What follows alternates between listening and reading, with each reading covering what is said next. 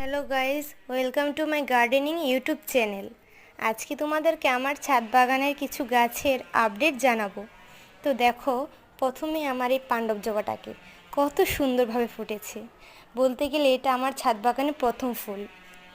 আমি পেঁয়াজের জল ও কলার খোসার জল প্রত্যেক দিন দিই, বলতে গেলে সপ্তাহেও দিই, মাঝে মাঝেও দিই। সো এগুলো দেওয়ার ফলে গাছে কিন্তু প্রত্যেকটা দিন ফুল ফোটে, অনেক কুড়ি আসে। গাছের যত্নের জন্য এগুলো খুব প্রয়োজন, আপনারাও দিবেন। আর নয়নতারা তো আমি ডাল কাটিং করেছিলাম, এখন দেখুন কত ফুল ফুটে। এটা কিন্তু বেশি যত্ন লাগে না। আর বেলি ফুল গাছের কথা বলতে গেলে তো আমার ছাদে প্রত্যেকটা দিনই ফোটে, এত যত্ন তো করার দরকার হয় না, এমনিতেই ফোটে। তো তোমরাও লাগাবে একটা।